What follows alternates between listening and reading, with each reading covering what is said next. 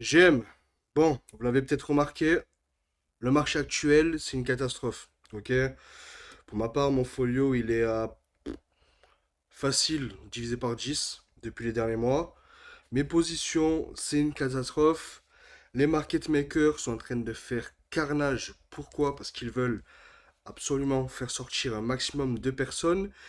Mais comment vous dire que ce qui se passe actuellement, c'est normal. Ça a déjà eu lieu en 2021. Leur but à eux, quand je parle de eux, c'est market maker, institutions, gouvernement, etc. Ils veulent vous faire sortir avant de tout faire péter à la hausse. Ok? Ce qui se passe actuellement, ça s'est passé en 2021. 2021, qu'est-ce qui s'est passé? Ils ont fait capituler un maximum de personnes avant de refaire péter tout ce qu'il fallait faire péter. Ceux qui ont été là en 2021, ils ont connu en soi tout ce qui est alt season, bull run, etc. Il y a eu des multiples juste impressionnants qui ont été faits sur Solana, sur Avax et j'en passe. Et en soi, c'est pas du tout le moment de capituler. Pourquoi? Parce que si tu capitules, tu vas t'en vouloir. Alors j'ai fait une vidéo il y a quelques temps où j'ai expliqué un peu plus en détail en soi euh, qu'est-ce qui se passe, ok, sur tout ce qui est dominance, Total 3, etc.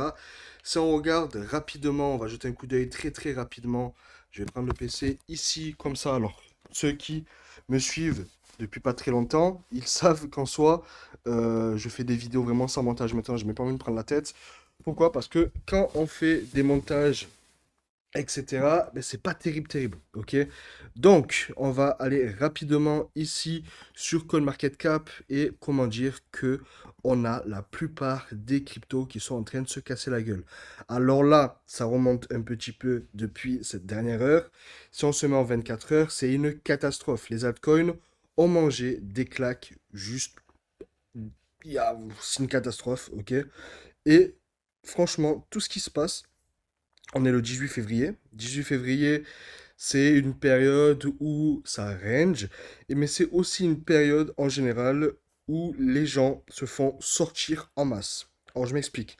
En 2021, ce qui s'est passé, si on prend par exemple le Bitcoin, on va sur BTC rapidement, on se met en all.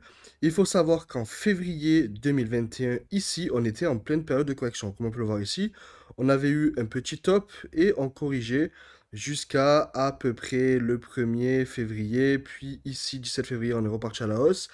Et comme on peut le voir en fait, qu'est-ce qui se passe? Le Bitcoin monte. Et lorsqu'il corrige, toutes les liquidités qui ont été faites sur le Bitcoin se reversent sur les altcoins. Ok? Donc, qu'est-ce qui se passe? Le Bitcoin était en hausse. Ok? Donc, ceux de décembre 2020 à, disons, début mars 2021, c'est le cas. C'est ce qui se passe actuellement.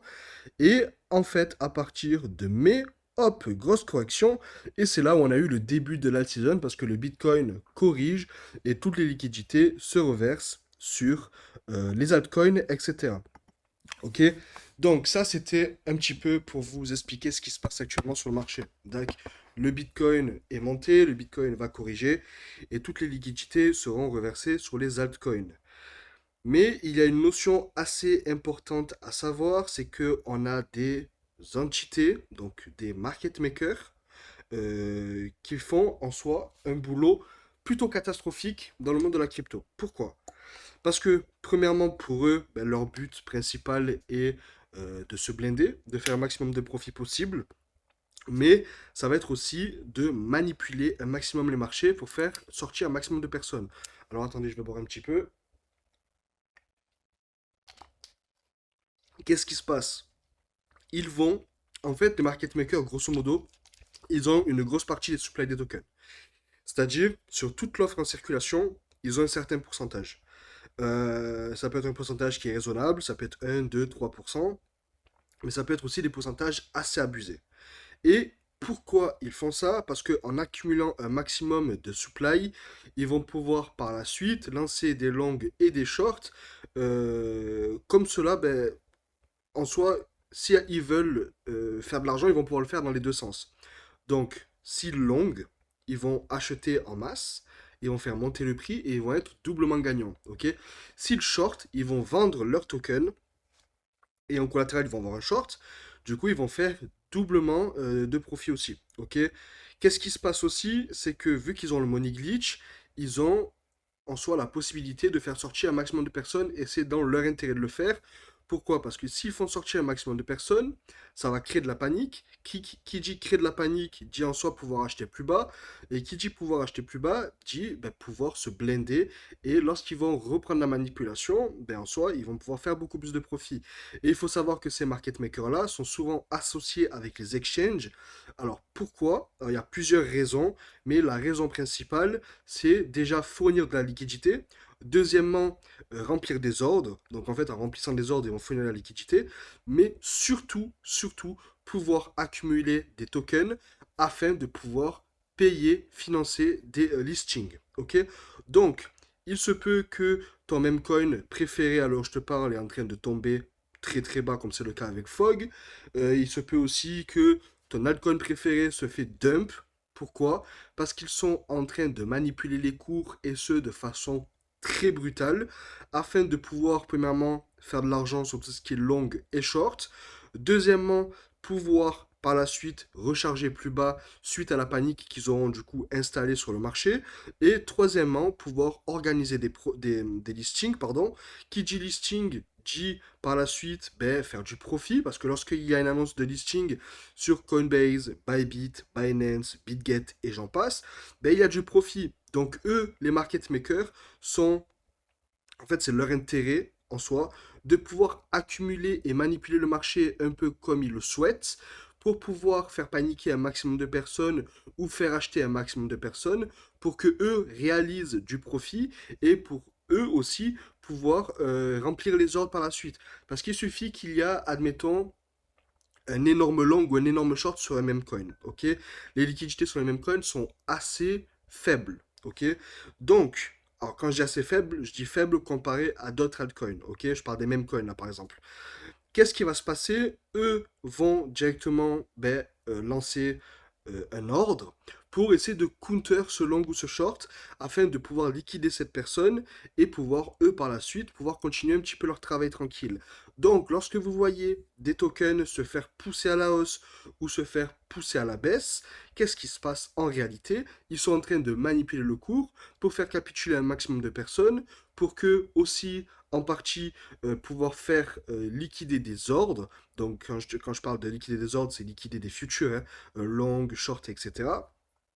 Et eux, derrière, vont accumuler beaucoup plus de liquidités pour pouvoir, par la suite, une fois qu'ils auront, eux, ben, fait ce qu'ils ont à faire et qu'ils ont aussi le feu vert des exchanges, etc., ben, ils vont pouvoir commencer leur boulot, pardon, à chaque fois ils appellent au mauvais moment, c'est une catastrophe. Ils vont pouvoir commencer leur boulot et commencer à manipuler la charte un petit peu dans leur intérêt, toujours dans leur intérêt, parce que le boulot des market makers est de faire de l'argent dans leur intérêt. Ok, c'est toujours dans leur intérêt. Il faut vraiment appuyer sur le dans leur intérêt parce que c'est eux qui décident. Ok, c'est eux qui décident, c'est eux qui vont faire de l'argent avant toi, c'est eux qui vont te faire sortir, c'est eux qui vont te faire rentrer, etc., etc. D'où le terme market maker, ce sont les personnes qui font le marché. Ok, donc on est dans une période où c'était la même période en 2021. Ok, si vous allez sur Twitter, là j'ai pas de capture d'écran, mais il y a pas mal de tweets. Vous allez sur Twitter, vous allez mettre les filtres avec les dates, etc. Vous verrez que dans la période où on est actuellement, les personnes étaient dans la même mentale. Ok, en fait, ils étaient tous en panique, c'était une catastrophe. Tout le monde disait il n'y aura pas de bull run, il n'y aura pas d'alt-season, etc. Pourquoi? Parce qu'on était dans une période où les market makers et les exchanges, etc., étaient en collaboration dans le but de pouvoir en soi faire paniquer un maximum de personnes pour pouvoir racheter plus bas et commencer à lancer l'euphorie et eux se blinder. Ok? Donc, pour conclure, ce qui se passe actuellement, c'est normal. Ok? On est victime d'une manipulation de marché. Tous les market makers, tous les exchanges, etc., sont en train de vous pousser à la vente. Il y en a beaucoup qui vont capituler, il y en a beaucoup qui ont déjà capitulé, il y en a beaucoup qui vont rater le cycle. Ce que je vous conseille de faire, c'est de prendre du moment pour vous, de sortir un petit peu des chartes. Alors, ok, c'est pas facile parce que vous êtes toujours un petit peu matrixé sur tout ce qui est crypto, etc. Et c'est pas forcément facile de lâcher les chartes. Mais sachez que ce qui se passe en ce moment, c'est normal. On voit ça depuis ben, tous les cycles, ça se passe comme ça. Les market makers sont là et veulent en soi en profiter un maximum pour se remplir les bagues et pouvoir se blender sur vous pendant le prochain cycle. Donc la seule chose que tu as à faire, c'est que si tu as de la conviction et que tu as des projets que tu aimes, etc., continue à recharger tes bagues. On est le 18 février et on en reparlera d'ici le mois prochain. Si je t'ai appris quelque chose dans cette vidéo, tu t'abonnes, tu actives la cloche, tu laisses un like et on se retrouve dans la prochaine vidéo. C'était Tony, à plus.